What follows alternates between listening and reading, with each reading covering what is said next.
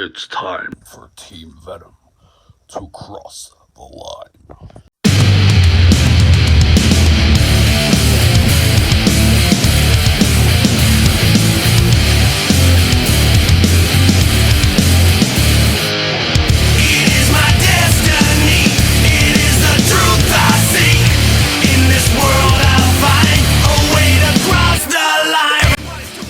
Hello everybody and welcome to another episode of Talking Impact. I'm your co-host Rory Bailey, and in a minute I'm going to be joined by my co-host Connor Franks as we delve into another hot Impact talking session. Well, Connor, how the devil are you since our chat last, was it 7 days ago when we last did this, or it only feels like 10 minutes, to be perfectly honest. I know, it's crazy, man. Time flies. But obviously I'm wearing a different shirt. so we did not record these back to back. I only own one outfit. Oh, very good. Yeah, so Mount Basically, Rushmore. Oh, sorry, you first. Mount Rushmore last week we did the X Division. Not champions, but just the division as a whole, because otherwise, like we said last week, Mount Rushmore of X Division champions, they'd be very similar. Same with any other division, they'd be very similar. Yeah. So it's very much a case of this week's one won't be. This week's one's going to be really, really different because of the different eras of wrestling that we both grew up watching. I think mine is going to be different to yours by default. It should be really good. It should be. Yeah. So sorry, I interrupted. You can carry on doing the intro because sorry. It's fine. You can start this week. I started last week. Okie dokie. So for this week's one, we're going to do the Knockouts division, and my first pick for the Mount Rushmore of Knockouts. It's going to be Mickie James. Mickie James is one of my all-time favorite WWE divas when she was in WWE. Then when she made the jump to TNA, it was one of those things where everyone very much thought that she was at the tail end of her career when she left WWE the first time. And that was over a decade ago. We've had so many great moments of her in TNA. I think her first TNA run was better than a WWE run as well. We had the thing of her and Awesome Kong having some brilliant matches. Her, Gail Kim, Victoria Tara, and others all in there as well. I think Mickie James has to be on here, and especially given that during her latest stint, which the last match of which was only in October, just gone, at Bound for Glory, where she got injured on there, unfortunately. But as part of her latest stint, she had another Knockouts title run, and during that Knockouts title run, she got to be in the WWE Royal Rumble, but not as WWE's Mickie James. It was very much TNA's Mickie James that turned up. You got the hardcore country music, hardcore country, title around the waist, all the TNA gear that she wears. It's the thing of when you have like the Royal Rumbles, because I know it's Talking TNA, but we can obviously talk about other companies because it's relevant. We're not contracted. No, exactly, and when it's relevant like this, it makes sense to. I'm getting all this sort of stuff out of the way for the comment section so that we don't get the abuse. But let's talk TNA, right? You always talk about the Royal Rumble and WWE. No, Mr. Moore, shush. Raisin-headed frog. So anyway, we had the thing of she appeared in the Royal Rumble. Every time that a former WWE star turns up in the Royal Rumble, if they've not been around for a while, they normally turn up in the WWE gimmicks.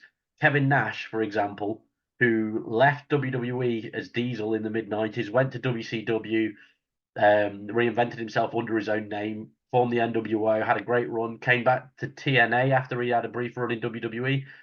After his TNA run, when he went back to WWE for the Royal Rumble, he came out as Diesel again. Yeah. And it was one of those things where WWE liked doing that and bringing them back for the nostalgia pop. And they could have easily done that with Mickie James. She could have come out to her standard WWE music that she'd had, and in like the orange mixer and stuff. She could have come out Yeah, she could have come out to that, but instead we got hardcore country Mickie James, and we got a rep in the knockouts division and TNA, and that was just awesome. Yeah. So that alone, I think, was better than any of the like Forbidden Door crap that we got from other places and over into company promotional things. Mickie James turning up in the Royal Rumble as the Knockouts champion with the Knockouts title, and not just being like a one and done entrant in the Rumble, because we've seen some of them come out and go out in seconds. She was in Yeah. there for a hell of a long time, and yeah, She and got she she got some didn't. spotlight moments as well, so She did, it's and she didn't look bad for it. She didn't. Yeah, so it was great, and yeah, she's always been one of my favourites. And as a result, a few years ago, I got the opportunity to interview her about that very thing at the MCM Comic Con. So those clips are going to come on at the end of this video. That's going to be our guest this week from the archive footage. Shazam.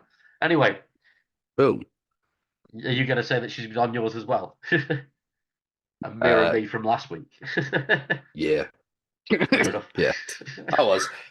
So I'll just go for my second pick, which Very is good. ODB.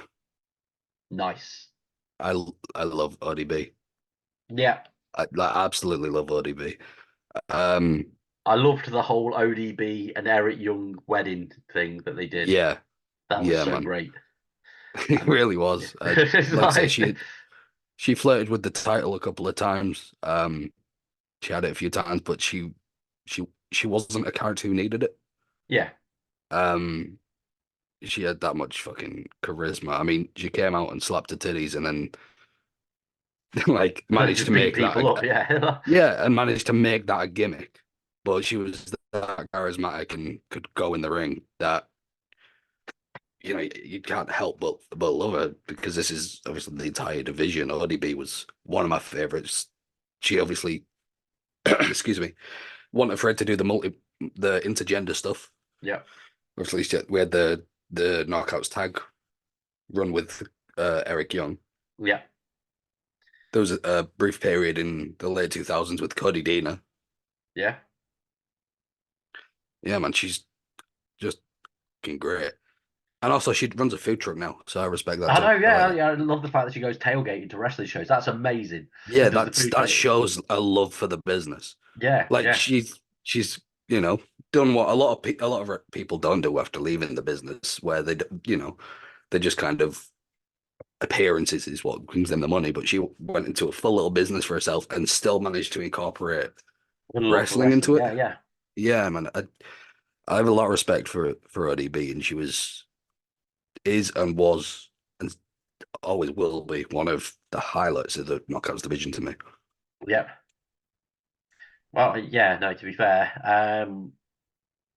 ah, this is one of the problem with these because, like last week as well, we're both very good at putting across a strong argument for why someone should be on there. And like ODB wasn't on my list going into this, and I'm like, yeah, no, I can see why she should deserve to be on there. Yes, like that. But for the sake of I think we've variance, lost I'm him. not going to say ODB just for the sake of variance. I don't know So, if it's frozen for anyone else, but it's frozen for me. But he oh, looks very happy about it. can you hear me now? I can't hear you. Oh, For very good. a good like 25 seconds, you were just like, Oh well, on the plus side, that would only happen for you because of me hosting it. The viewers won't have realised. okay, that's cool. They'll have That's just fine. heard me rambling That's fine. about how I'm not going to pick ODB for the sake of variety, but Yes. only for the sake of variety because I do actually. You have persuaded me that she belongs on there, and yeah. So for the sake of variety, I'm going to go for someone else. I'm going to go with Taylor Wilde. You'd forgotten about Taylor Wilde, hadn't you? Because it's been that No, long. she's on mine. Oh, is she? Like nice. All right. Well, I will go with ODB then, and I'll say Taylor Wilde for both of us. We Okay. may. Okay, I thought we were going to might be argumentative and conflicted on this, but it's free for free. So yeah, Yeah. Taylor Wilde definitely. Um, when I first started watching TNA, It was in the very much in the era where WWE had got divas everywhere, and they were doing the diva search. They'd just signed people like Christy Hem, who would go to TNA and actually be a really great addition to the TNA roster. But when they signed her to WWE, she didn't know anything about the business. Yeah. It was just, we want someone that's pretty, we want someone that's going to captivate the young male audience, that sort of thing. And they did that a lot at that period in WWE. Whereas TNA went, that stuff's great, but what we want is women that can work, that can actually, put on really good matches and justifiably main event shows on their own. Because that's the other thing. Like TNA did the thing where I know WWE touted their Evolution pay per view a few years back, but TNA did that a good like 5 or 6 years before that with one of the one night only things, whereas an Yeah. all knockouts pay per view. They've had the knockouts main event impacts. They've had main event pay per views and stuff. And Taylor Wilde, I think Taylor Wilde Awesome Kong, if memory serves, was the first knockouts match that main evented an Impact. They had a Yeah. phenomenal feud, and They had Awesome Kong was doing the picking people out of a crowd to challenge yeah, for the title, and then Taylor Wilde obviously was pulled out of the crowd at the time, and yeah, that was how the audience's introduction, and then from there it was clear that it was just we great. had someone fucking great on our hands. I Yeah, love the fact that if you looked at Taylor Wilde and Awesome Kong as two prime examples where they weren't hired for sex appeal or anything like that, they were hired because they were both really, really talented wrestlers, and they were yeah, amazing. The stuff that the pair of them were doing with each other put WWE's Divas division to shame at the time. Now there were still some good bright spots in the WWE, but the fact that we had to get to a point where they were actively having crowd signs and hashtags that said "Give Divas a chance" shows how yeah, little the division was thought of by the company in comparison to exactly. The TNA. fact That it took a yeah, social media movement for a group of people who, you know, wrestling's not an easy thing to it's not an easy thing to learn, and it's not an easy thing to yeah, continuously do as much as, the schedule in that kind of company makes you do. yeah, So if you've got people who are continuously dropping themselves on their heads and asses, why not give them a chance? It's yeah. a I know what very you mean. weird thing, but TNA thankfully never really do that with their knockouts, and that's why we love it. I think Now, our fourth one might be where we have a conflict, but okay, I have a heads or tails, right? yeah. I'll say both of them, and if one of them is yours, I then bet they it's a both joint. are. You're going to say Tara and Awesome Kong. I am. Ha! Oh, see, without ODB, that was my knockouts Rushmore. I started this by saying, oh yeah, I think we'll actually have some difference on this. No, not even remotely. Um, We've sort of ruined it. I mean, damn. We may as well just talk about both. or for the sake of them, we have one spot left, and we both like both of these people. We'll put them I both on. I would I would argue that we have to choose neither of them, and we split the difference and go for someone like Gilkin. Yeah. Okay. I feel like that's the only way to do it because Okay. Because Gail Kim is also up there, and Gail Kim's another one of those names that should be in the conversation. So yeah, yeah. okay, agreed. Very good. See you We could next talk. time. Oh yeah, we should talk about Gail. Yeah. Gail Kim's like her career's like been very.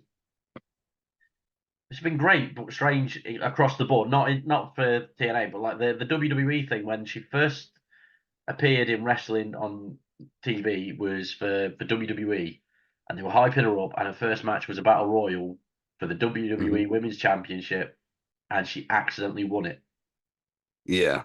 which is amazing that your first ever match is winning the highest prize in your company's division. Do you Yeah. know what I mean? But it was Yeah, yeah, like yeah. complete accident, which is like how could I? But yeah, so she accidentally won the women's championship in her first match in WWE, and at the time she'd only just appeared and stuff, and like the WWE universe for the fan base term and stuff that they use didn't quite know what to make of her because she was really talented. And Yeah. then they suddenly stopped shifting her front matches and she'd be in random backstage segments. She was randomly a valet at one point for Daniel Bryan, if memory serves. Because they had the Yeah, when whole she thing returned where to the company. yeah, oh that was the second one. Yeah, sorry, but That was the second run, yeah. it's because the Which WWE somehow they stuff managed sort to of treat her worse. yeah, it's Blends weird. together. Yeah, I get Yeah, you. but But the thing with the Gail Kim TNA though is stuff like, was I know this isn't about the champion, but we're talking about inaugural TNA World Champion, TNA Knockouts Champion. I mean, yeah, it's a world champion at the start before they renamed it the Knockouts division. yeah, Gauntlet match, if memory serves me right, she won it in. I believe so. I want to say they'll, I believe she beat Roxy Laveau or Miss Brooks, one of the two. I remember those were in it. I believe it might have been Roxy Laveau in the finals. Um, awesome, amazing feud with Kong, Yeah, which thankfully to this day still gets recognized by the company as one of the best feuds the company's ever done. yeah, Um, amazing in-ring talent, longevity for yeah, a company like TNA, which has gone through a lot of changes. yeah, It's gone through a lot of questionable business decisions, yeah. and it's gone through a lot of resurgences. And a lot Gail, of vegetable smashings. exactly. Gail Kim's managed to be consistent throughout it. Yeah, You know, yeah. I whether mean, she's her recent return was great as granted, well. I know yeah, she's not yeah, returned in a full time in ring capacity or anything like that, but she basically came back as a sort of an ambassador for TNA, and she was on the UK yeah, tour. She was at Bound for Glory. She was at the TNA 1000, sorry, the Impact 1000 and stuff. And you could tell that she just genuinely loves the place, yeah. and that's speaks volumes. And I think that's why it's important to split the difference, like we said, and put her in there because Yeah, yeah. No, the knock I can TNA completely clearly care about the female division, no. and I think thanks to that and Gail Kim getting, a chance at a place like that, who cares? Gail Kim by default cares about the company. Yes, yeah. And I think that's an important thing to note for someone like her. I think what we should also point out is that any company that has Mickie James, ODB, um, Gail Kim, and Taylor Wilde in the women's division at the same time has struck gold by default. And because they all got to wrestle each other at various points and such, or at least there's some combination of each other or whatever. But You add Awesome Kong and Tara into the mix as well, which also yeah, wrestled at the same time. And that's like a fucking sinister six of wrestling right there. yeah. And what they also did, which at that sort of time frame in the TNA Knockouts division, which was great, was they had the beautiful people, and the beautiful Yes. people were fantastic. But what made them great was that they basically we're the beautiful people. We're exactly what WWE would want in their Divas division, and we're going to act like it, and you're all going to fucking hate us for it. Yep. Brilliant. Oh yeah. Absolutely perfect. And they did so well. Every formation of the beautiful people was good. The original Velvet Sky and Angelina Love's always going to be my favorite because that was again the era of TNA that I started watching from. Yeah. Honorable Um, mention to throw Kip James in there as their yeah, little cute as Kip. Yeah, their yeah, cute Kip. Oh, come on, yeah, that yeah, was that was like prime beautiful people, man, because that was yeah, like ultimate shithousery. definitely. And oh man, the Knockouts division was just great. It was great for fans of wrestling in general because you had people that were on a par with you had women that were on a par with the male wrestlers, and WWF and then WWE for so long had the thing of going right. We're building up a female star, but we're only building up one or two, Yeah. and everyone else is just sort of there. And sometimes you get decent matches, other times you get 3 minute matches, and that's all you're getting on a pay per view. and they're just sort of viewed as like toilet break time or something like that, is what people used to refer to the WrestleMania women's matches and stuff. But then you went to Yeah, TNA and you were like, right, certain shows, the Knockouts division was way more interesting than anything else on the show. And the matches were blowing other matches out of the water and stuff. Yeah, they were great. Yeah, it was awesome. I think that's why it's important that we talked about the Knockouts division sooner rather than later on these, because it was such an important division, and it still is such an important division. To be fair, Jordan Grace at the moment, the current Knockouts champion, is brilliant. She's a great worker, great wrestler, and such. There's been some phenomenal champions over the last few months. We've had Trinity. Deonna Purrazzo was great when she was there as well. Um, the Knockouts division at the moment is good, but there's loads of people that we haven't talked about over the years.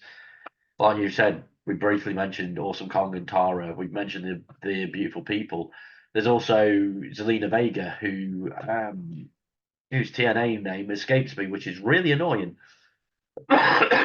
What was it? Rosita or Sarita is one of them. Yes, she started off with LAX and interrupted the ODB and Eric Young wedding. Yes, Yeah, yeah. You had Raka Khan and other people like that as well, and it was just so good. they Um, just they know who to bring in for to make the division. Like for if the division's got a missing piece, they know who to bring in. For example, another example of WWE didn't know what to do with them, but TNA brought the ring and amazing. Winter, yeah, yeah. Winter was awesome. Yeah, yeah.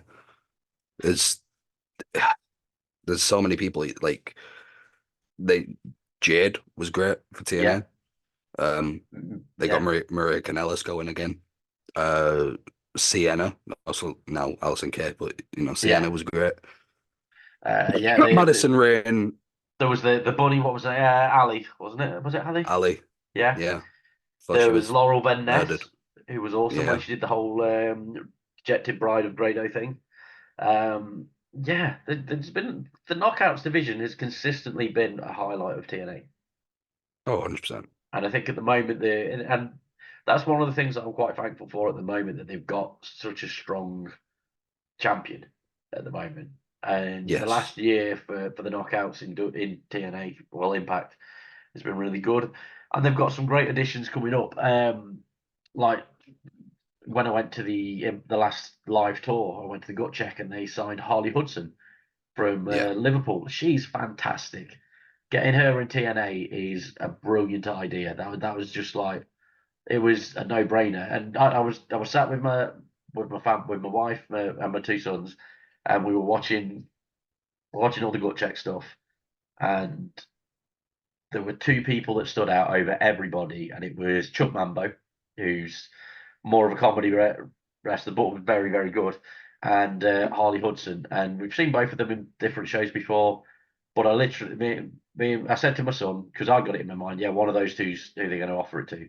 Said to Ruben, who's 11 and a massive wrestling fan. I said to him, who do you think? And he went, oh, Chuck Mambo or Harley Hudson's got this easily, because it was clear the level that they were. And I think the only, if they'd have picked Chuck Mambo, the argument would have been Harley Hudson deserves it. If they'd have picked, because if they picked Harley Hudson, it was, well, Mambo did deserve it, but I would say that Harley probably deserved it more, and I'm really glad that she's been signed. So in about 6 months, she should be turning up on TV, because they were sending her off to some extra training camps and stuff in Canada, before she makes her TNA Impact debut and whatnot. So yeah, good times. Uh, Zai Brookside, recent signing. Oh That's yeah, going to be yeah. great for the Sorry, division. Tracy Brooks was Yeah. great. If we're gonna go about, yeah, because yeah, there's loads. Sorry, yeah. Tracy Brooks recently did the return in the last year. That's why I mentioned her and such, and went into the TNA Hall of Fame. See, that's another Mount Rushmore we could do of Also, who's if we're talking about everything that we're saying people of them named should be in Brooke, their Hall of if Fame. we're talking about people named Brooke, I have to mention one of my biggest childhood crushes in Brooke Desmacher. Yes, yeah, she was awesome. Yeah. And see, that was the other thing as well. That TNA knew exactly how to use their knockouts. So You got the ones that made really good wrestlers, put on really good shows. You got the ones that had the character and the drama and stuff, and could add to a storyline without having to wrestle. And that like SoCal Val, who was great when she was around and such. Oh, man, I could put the SoCal Val interview on it. You know what? We're gonna have a twofer. I'll put the Mickie James interview on next, like I said, and then we're gonna cut to a throwback interview with SoCal Val because I don't think we're gonna have another opportunity to put both of them on this. So, yeah. Yes. So we'll sign off. Thank you everyone for watching. If you want to check out any of the matches of any of the people that we mentioned today, obviously just head over to the TNA Plus app, which is available virtually everywhere. It's hosted by Endeavor now, and therefore it's everywhere. It's just you can get it on your Fire Stick, you can get it on your Roku box, you can get it on your consoles. I've got it on 3 different devices in my house. It's quite cheap. It's really good. There's virtually everything on there. There hasn't been anything that I've searched for that I haven't found yet. So that's that's currently the challenge that I've set myself to try and find something. Well, try and not find something, but I've not been able to. So yeah, check them all out on Impact Plus, TNA Plus. Sorry, Impact Plus is gone, and we'll catch you next week when we talk about another Mount Rushmore, I guess. So yeah. Hardcore country. You've given fans like myself so many great memories over the years. What's been some of your top experiences in wrestling history? God, I've had so many. That's just it. Like, because I've been wrestling on TV since 2005, you know, in the public. And I've been wrestling way before that. And I shouldn't even say that because I debuted on TNA at the time, their television in 2001. So it's just been a long time. And it's like pretty unheard of for a female. Obviously, my WrestleMania match against Trish, it will go down in my mind and my history because it just really set me up for the rest of my career and the way people kind of looked at me because she is and was the top girl at the time and she's still considered one of the greatest, the golden girl of the business and definitely of WWE. But to align me with her straight away, it set me right in the kind of that women's championship circle. Which a lot of girls have to work a long time to get to, or they just don't, you know. So that match, that rivalry, when I won the championship over here against Beth Phoenix, and because it was such a long story of like this, we were two polar opposites, you know. I was certainly the underdog, but it was the first time the women's championship had changed hands overseas on television or not ever. And so it was pretty cool to have that moment, and then that ended up being on the cover of that DVD that they sold exclusively over here, which I didn't even see until we came back for like the following tour, and somebody brought it for me to sign. The cage match with Tara in Impact when we main evented the show, and that was just a great culmination to our story, and for she and I to come from WWE then go to Impact at a time when the girls were being given less opportunities at WWE at the time because it was more like the Divas era and they're getting time taken away and shorter matches and all kinds of stuff, to be able to go to Impact and be challenged on a different level because the Knockouts division was really thriving and kind of breaking down a lot of barriers. Yeah, so that was awesome. Obviously the Royal Rumble moment is up there. And this whole last rodeo I'm on right now, like I've been able to challenge myself against different people in different matches that I may not have seen, and it's just a cool way to kind of, whatever happens next, you know what I mean? Like I'm so grateful for my career, and what I'm doing right now, and just to have like that power and control over everything that I'm doing, and kind of, I'm just having so much fun, which is, it's cool.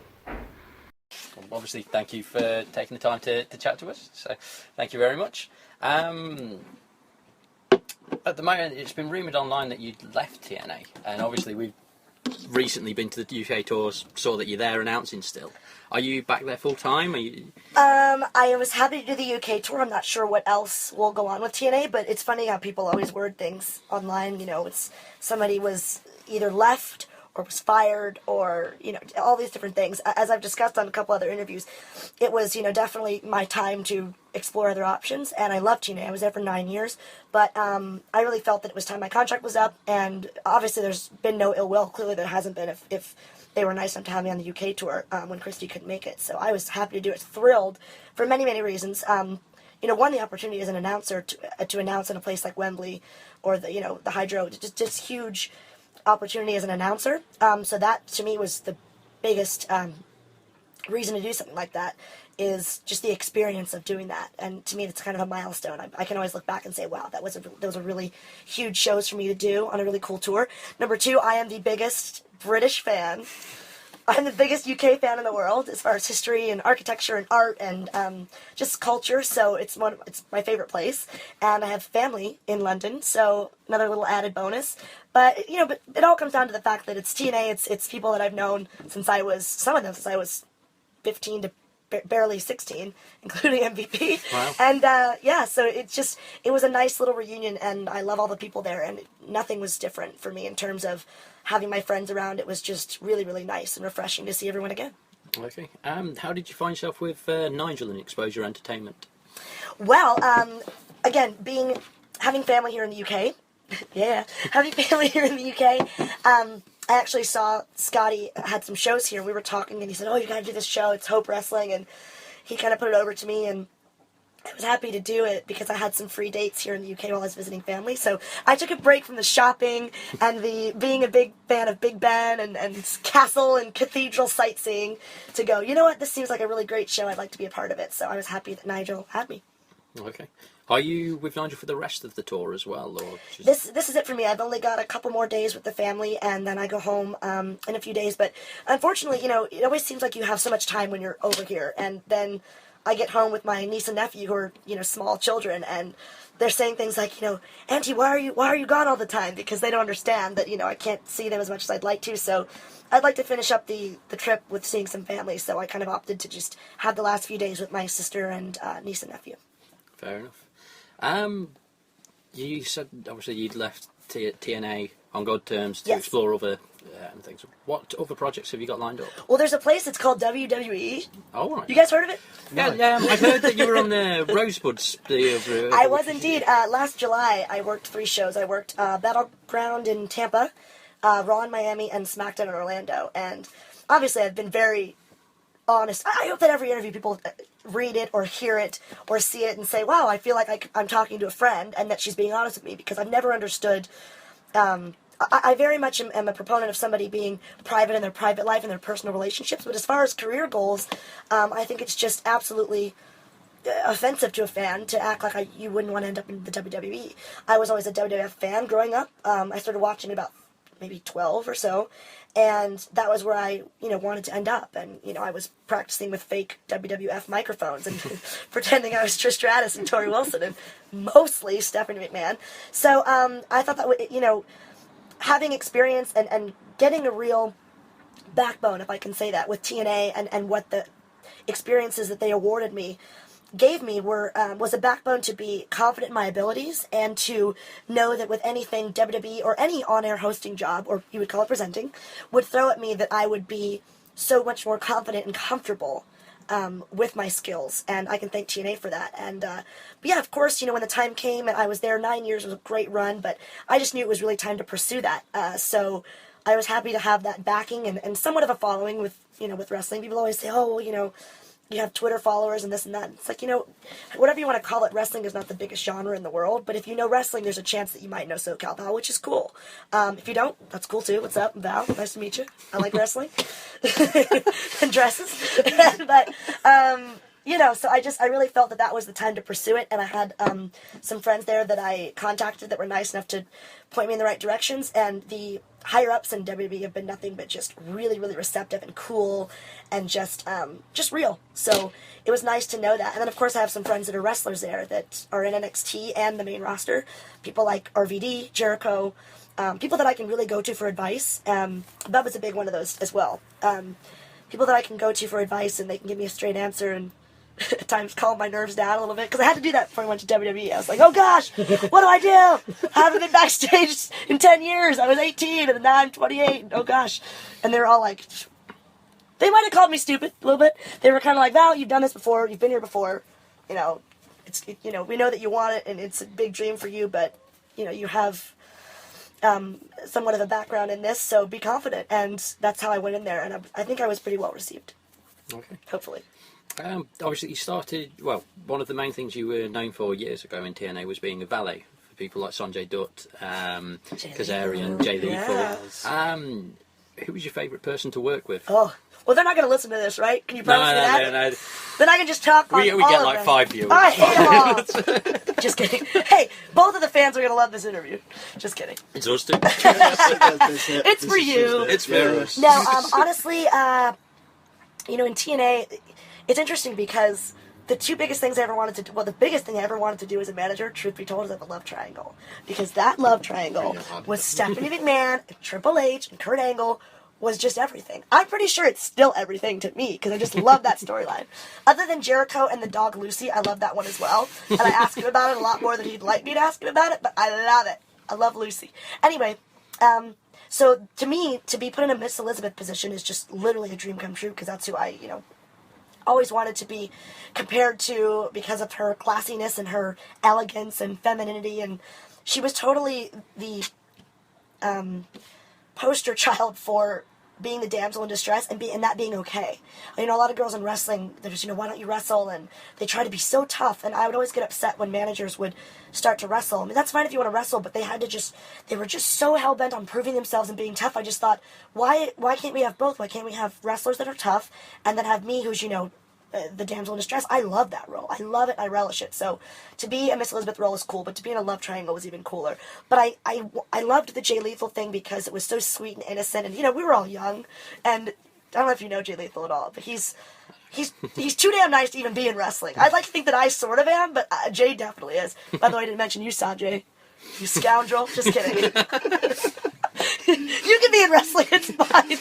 I'm totally kidding. But you know what I mean? The character was similar to all of us. You know, maybe not Sanjay. Okay, maybe it was. So the point is, you know, I loved the innocence and the love and the classic family-friendly vibe that Jay Lethal and I had, but truthfully, I was more comfortable, which people are always surprised by. I was more comfortable in the Sanjay role because I have always been the bad girl on the indies, almost always. And people that know me are like, oh, Val, I just can't even imagine you being, you know, the B word. And I kind of go, well, maybe I'm doing something wrong then, because I hope that you would think I could do it and carry it off. And I really felt like SoCal Val, the character. The SoCal Val character has always been the Stephanie McMahon type, the rich brat. I won't say the other word because I'm a lady. I try to be. And so I think that's really what I felt like when I was coming into my own, was getting to be that bad girl with Sanjay. And I got to make out with him, which was, hey, it's alright with me. Can't complain. You get paid to make out with a dude. Cool. I could lead to other things. No, wait, that's about it. I should stick to wrestling. What other ventures have you got outside of wrestling at the moment? Well, what's cool is, you know, I love doing wrestling shows, and I've been pursuing it ever since TNA, but it's opened up a lot of opportunities as far as being an on-air host, and I think I should mention this, because I've never talked about this in an interview. It's not a big deal. At least to me, it's not. People really flipped out when I changed my hair, and people went back to TNA, thank you. I was like, it's hair.